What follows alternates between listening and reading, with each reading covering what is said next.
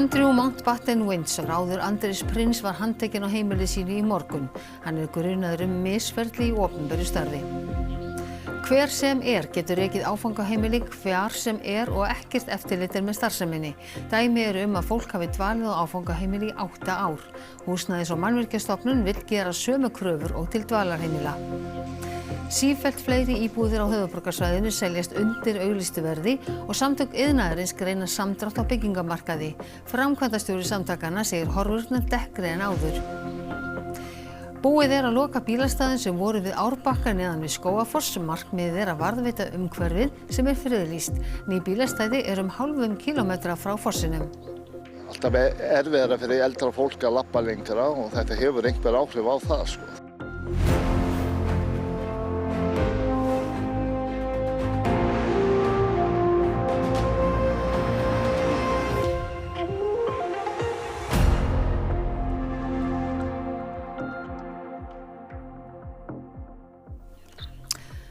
Komið sæl. Andrew Mountbatten Windsor, bróðir Bretakonungs, var handtekinn í dag grunaður brot í opinberu starfi. Konungurinn heitir samstarfið við lögreglu og virðist reyna hvað hann getur til að fjarlægjast bróður sinn. Lögreglumenn í ómerktum bílum handtóku Mountbatten Windsor að heimili hans í dag í Sandringham. Hvort hann verði ákærður ekki enn vitað. Húsleit var gerð bæði í Sandringham og í Windsor Great Park. Óljóst hvaða sakir nákvæmlega breska lögreglan ber upp á hann. Nýbirt Epstein-skjöl þykja þó sýna að Mountbatten Windsor hafi látið fjárfestinum og kynferðisbrotamanninum Jeffrey Epstein í viðkvæmar innherjaupplýsingar á meðan hann var sérlegur viðskiptaerindreki breska ríkisins. Hann hefur sömuleiðis verið sakaður að hafa í krafti vinskapar síns við Epstein brotið kynferðislega á ólögráða stúlku. Það þó ekki grundvöllur handtökunnar í morgun. Andrew Mountbatten Windsor var áður Andrés prins. Hann var í október sviptur titlum sínum vegna tengslana við Epstein og gert að flytja frá Windsor.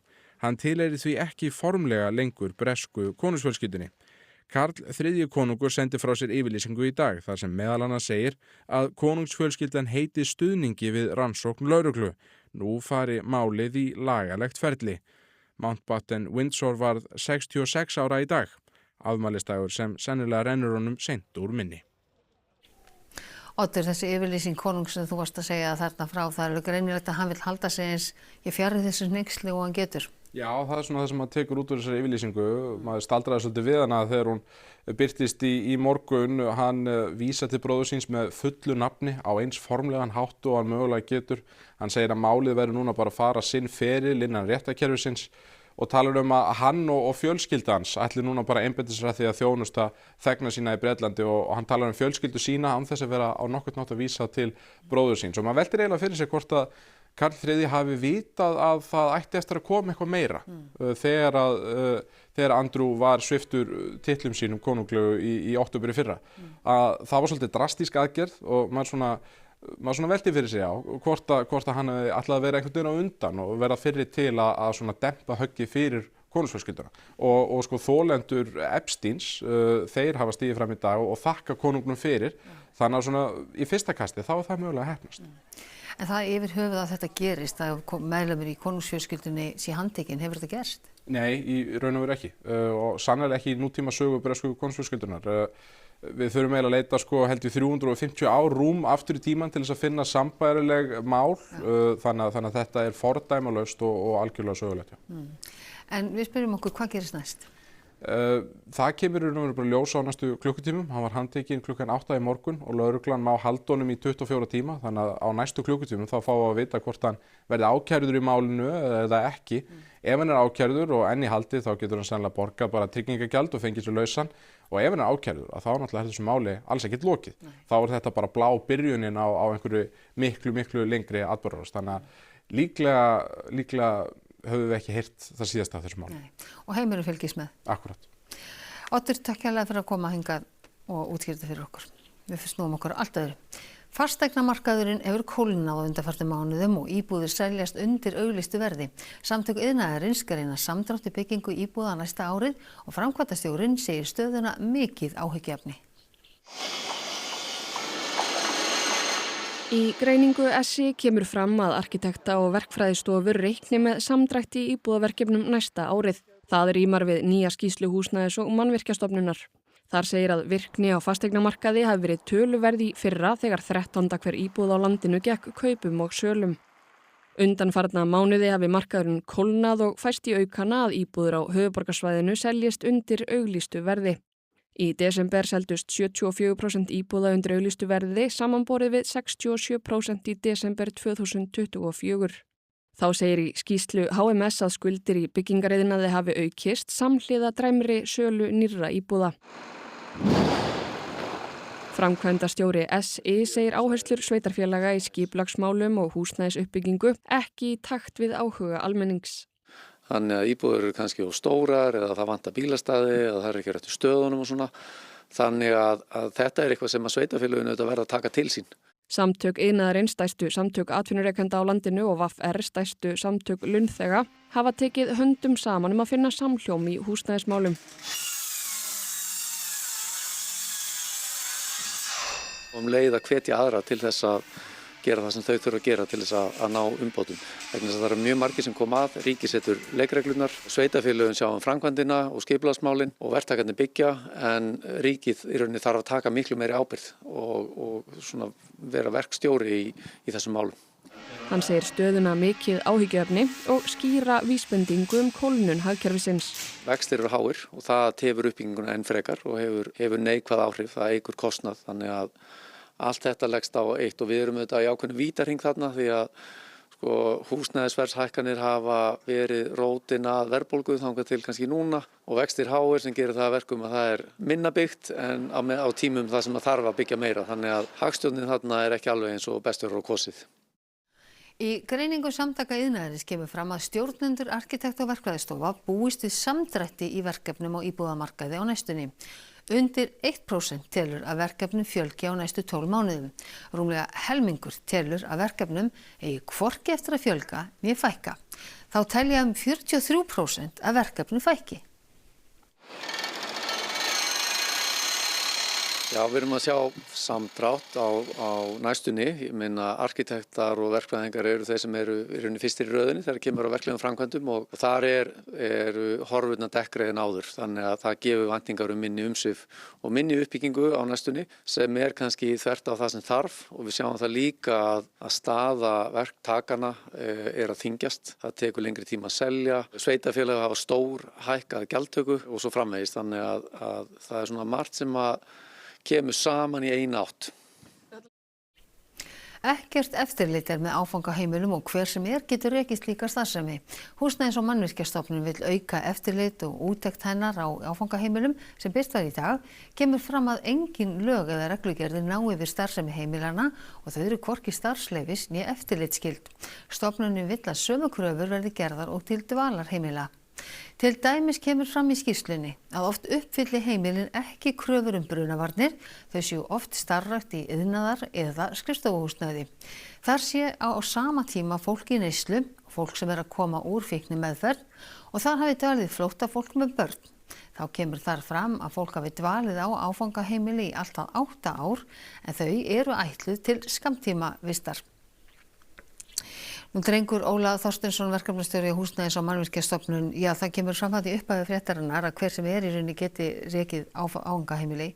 Það að ykkar mati viðunandi ástand? Nei, klárlega ekki og við viljum að rauninni það sé umgjörð þetta, rétt eins og annað sem skiptir máli í þessu samfélagi og það sé einhvers konar umgjörð og eftirlit með þessu. En vitið þið hvað það eru mörg áfangaheimili sem eru rekin? Nei, við höfum í rauninni ekki eina tölu það. Við vitum hins vegar að þegar við erum að sýsla með húsnæðisbætur hjá HMS þá þetta svona jafnaði kannski 10-15 en við vitum að þau eru mun fleiri. En það verður ítrekað komið fram í fréttum að það sé eitthvað aðbúnaði á þessum áfangaheimilum, það hefur kviknað í og það hefur eitt og annað komið upp á.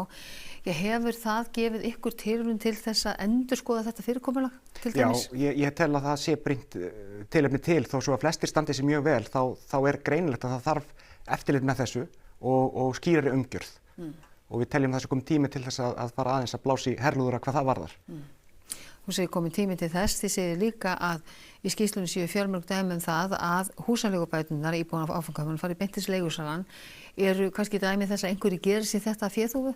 Sko við getum ekki sagt neitt til það en það er náttúrulega augljóslega freistnivandi í slíku umhverfi. en ég bara vona sannarlega að svo sé ekki. Þú segir að þurfa að blása í lúðra. Hvernig viljið þið sjá fyrirkomulagið og hvað viljið þið að vera gert í þessu næst? Já, við teljum mikilvægt að stjórnvöld fari núna að vinna markvisst að því að setja umgjörð þetta og að hún sé með þeim hætti að það sé hugað að hollustuháttum húsnæðisins sem slíks og einnig að það sé gerð einhver sé gerð faglega ábyrgur fyrir rekstri áfangaheimilana og við rauninni, það starfshópur, öllu heldur spretthópur hjá ráðuneytinu að vinna með þetta núna, þannig að ég vona að þetta fari í forgang núna fljótlega. Eruð þið þá að kalla eftir einhvers konar lagaramma utan þessa starfsemi og þennan rekstur? Já, við teljum að það sé algjörlega nauðsynlegt að setja utan þetta skýran lagaramma. Eru bjartsýn á að það takist að ríkisstjórnin og stjórnvöld taki undir með það? Já, ég finn talsverða meðbyr núna og ég tiltölulega bjartsýn núna en ég hef verið. Drengur Óla Þorsteinsson, verkefnastjóri hjá HMS, takk hérlega fyrir að koma hingað og svara þessum spurningum. Fyrsta opinbera stefnan í málefnum heimilislausra í bígerð og ríkið byggir húsnæði. Reykjavíkurborg ætlar að fjölga íbúðum 100. Þá verður þetta hluti af næsta aðgerðapakka ríkisstjórnarinnar að það verði sett stefna í málefnum heimilislausra í fyrsta skipti á Íslandi. Heimilisleysi á Íslandi var yfirskrift fundar Húsnæðis- og mannvirkjastofnunar í morgun en þar var rætt stöðuna og leiðir til úrbóta. Við munum hafa háleit markmið. Ráðherra segir að þetta verði aldrei gert nema sem samfélagslegt verkefni. Ég held að fólk hafa nú alveg séð það í fréttum að þegar við erum að reyna að koma með úrræði fyrir jaðarsetta hópa að það ekki samfélagslega einfalt mál. Ætlar ríkisstjórnin að byggja húsnæði fyrir heimilislaust fólk? Já, ef ekki að segja það. Einhver verðmiði á þessu? Það engin verðmið komin á þetta ennþá. Þetta er hluti af aðgerðaáætlun stjórnvalda í húsnæðismálum, hluti af aðgerðapakka sem hefur reyndar ekki enn verið kynntur. Enga staðfesta tölur fjölda þeirra sem eru heimilislausir hér á landi en Reykjavík er eina sveitarfélagið sem hefur sett sér stefnu í málaflokknum og þar nýttu á 400 sér neyðarskýli í fyrra og nú á að fjölga þar íbúðum. Við erum með rúmlega 100 pláss sem við erum með í húsnæðisuppbyggingar áætlun hjá okkur og erum strax byrjuð að vinna því. Þannig að bæta við 100 hvað með mörg núna? Nú erum við með 77 íbúa hjá okkur. Hefur kerfið brugðist? Já, ég held að það sé bara eitthvað sem við þurfum að samþykkja og horfa í august við að kerfið hefur brugðist þessum einstaklingum. Yfir 15 mál voru á dagskrá þingfundar sem hófst klukkan 10:30 í morgun og lauk á 6. tímanum í kvöld.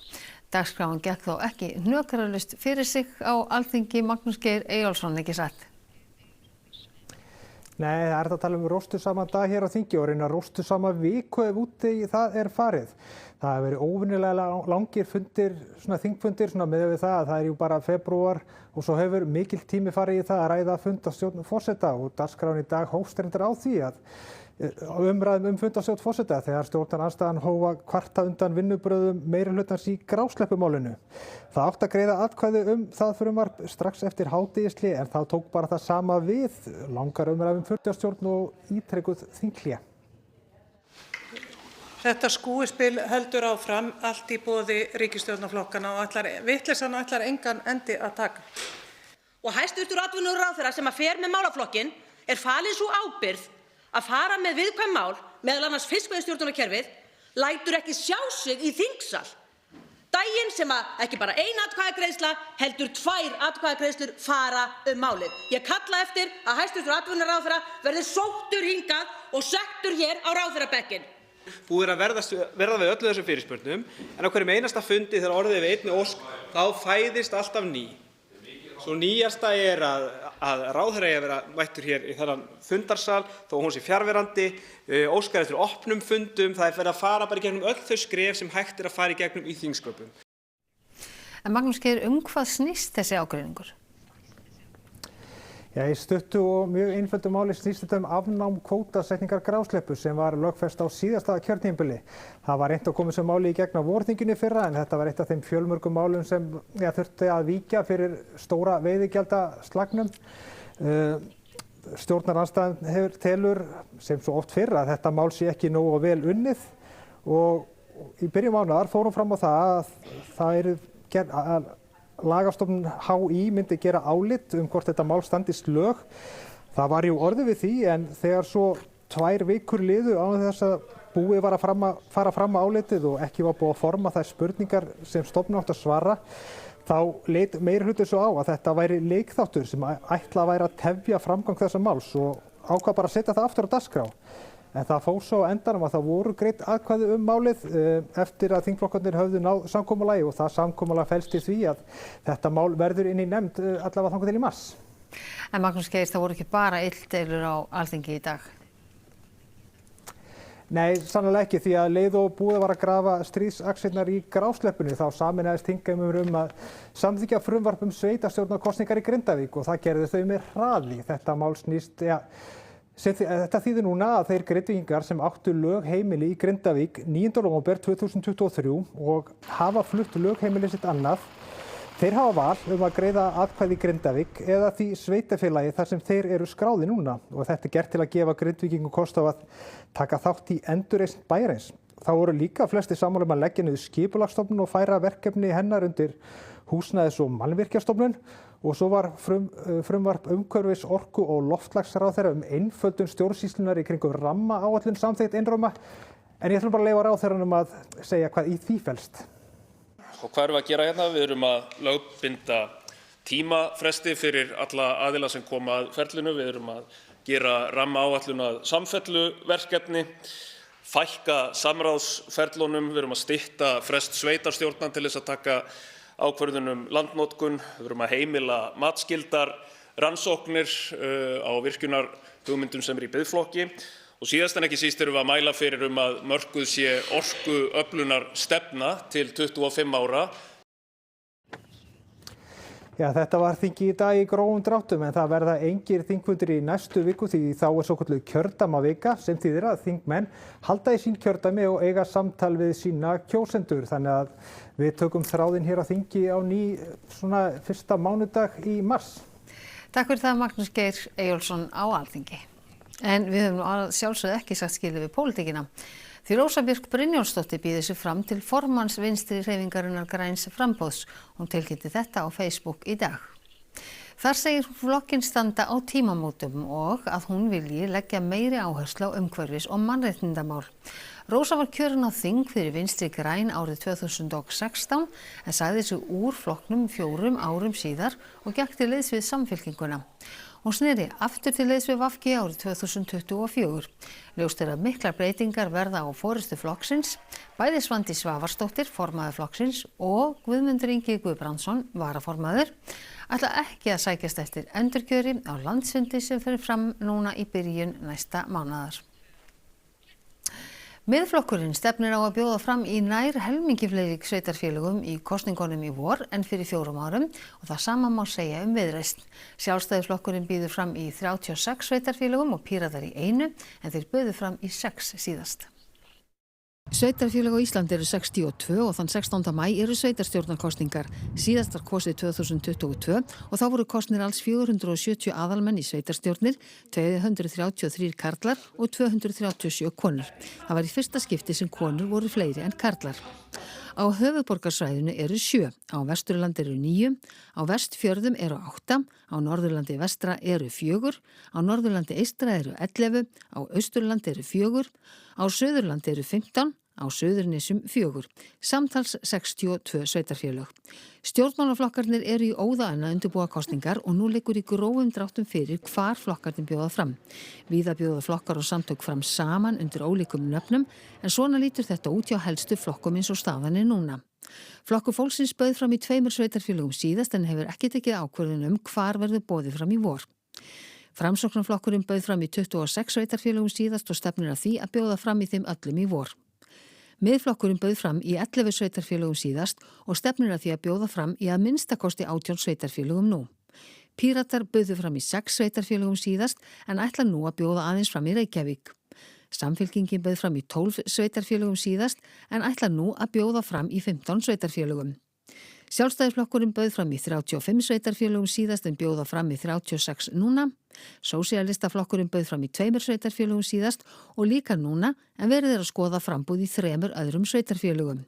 Viðreisn bauð fram í 5 sveitarfélögum síðast en stefnir á framboð í 10 í vor.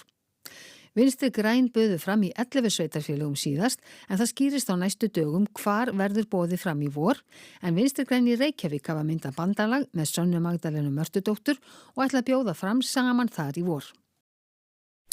Bílastæði við Skógafoss hafi verið færð fjær fossinum til að vernda svæðið sem friðlýst.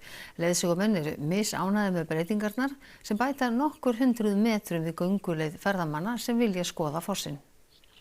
Skógafoss er einn vinsælasti viðkomustaður ferðamanna á Íslandi. Fossinn var friðlýstur árið 1987, allt suður frá þjóðveginum upp á Skógaheiði.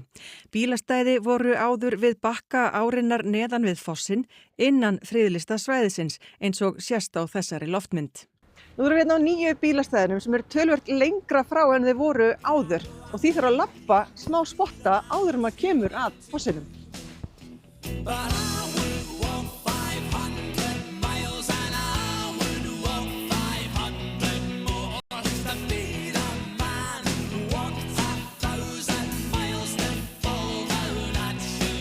Hér voru bílastæðin áður og eins og þið sjáuð er þetta töluvert styttra frá fossinum. Ekki eru þetta þó 500 mílur eins og segir í laginu, heldur 500 metrar hvora leið. Þetta að lengja stoppin hjá okkur 20 mínútur eða svo, kannski jafnvel hálftíma þegar það eru stórar rútur. Það takmarkað hvað hægt eyða löngum tíma á hverjum stað og örlítið lengri stopp hér og þar, það getur eiginlega sett svolítið daginn úr skorðum en nú þegar þetta komið á þá lærir maður auðvitað að lifa með þessu. Bent hefur verið á að þetta geti verið hamlandi fyrir fólk sem á erfitt með gang. Alltaf erfiðara fyrir eldra fólk að labba lengra og þetta hefur einhver áhrif á það. Ferðamenn virðast þó ekki láta gönguna mikið á sig fá, ekki frekar en snjókomu og slæmt skyggni. Samkvæmt upplýsingum frá Náttúruverndarstofnun er markmiðið með breytingunni að vernda hið friðlýsta svæði og bæta upplifun ferðamanna og útsýni við fossinn. Sigurður Reynir Gíslason, rannsóknarprófessor við Háskóla Íslands og Grímur Sæmundsen, stofnandi Bláa lónsins, hlutu í dag heiðursverðlaun úr verðlaunasjóði Ásu Guðmundsdóttur Wright. Halla Tómasdóttir, forseti Íslands, afhenti verðlaunin á Bessastöðum. Ásusjóður var stofnaður 1968 og veitir árlega viðurkenningu til þeirra sem hafa skarað fram úr á sviði vísinda og nýsköpunar. Og nú skulum við sjá hvað ber hæst í kastljósi kvöldsins. Andrew Mountbatten Windsor, fyrrverandi Bretaprins, hefur verið handtekinn grunaður misferli í opinberu starfi. Við ræðum við sérfræðingi í málefnum bresku konungsfjölskyldunar. Kvikmyndir sem sýna einn fyrstu fjöldamótmæli landsins á Austurvelli eru nú öllum opnar á vef kvikmyndasafnsins. Lögreglumennirnir kasta líka gasinu upp í vindinn, þannig að það fýkur aftur tilbaka á það, sem er eitthvað svo dásamlega vitleysislegt að gera. Svo kynnustu við kvikmyndinni Röskun sem fer í sýningar í kvikmyndahúsum í dag. Algjörlega trúverðugt og gengur upp. Og gerist ekki einu sinni í einhverjum firði, í einhverjum sveit.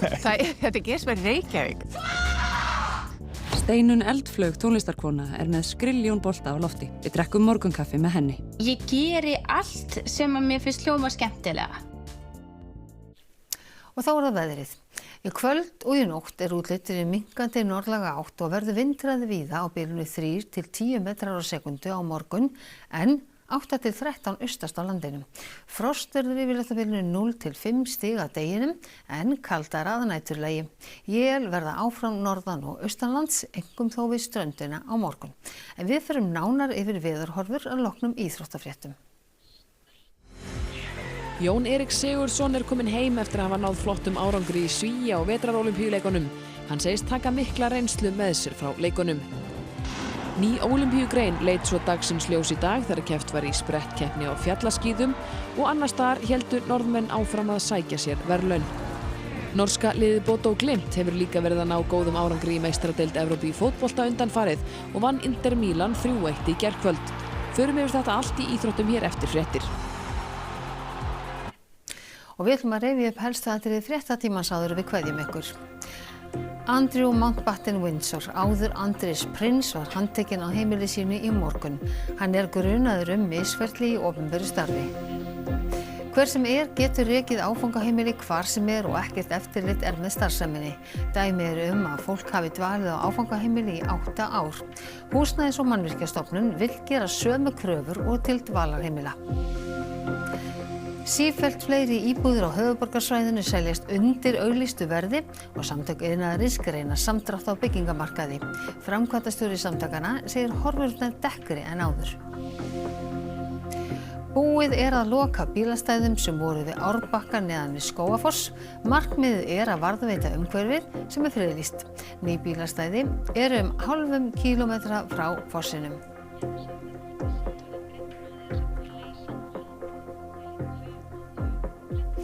Áður en við kveðjum ykkur þá ætlum við að segja ykkur frá því að við höfum heyrt það af BBC að Andrew Mountbatten Windsor, hann hefði verið leystur úr haldi en eins og framkom fyrr í fréttatímanum þá var handtekinn klukkan 8 í morgun.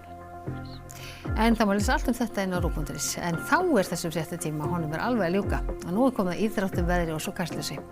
Og þar verður fjallað meira málefni Andrews Mountbatten Windsor. En næsti fréttatími í útvarpinu klukkan 10 í kvöld og nýjustu fréttir má alltaf finna inn á RÚV.is. En við á fréttastofunni, við ætlum að segja hins vegar að segja þetta gott að sinni. Við vonum að þið njótið kvöldsins, verið sæl.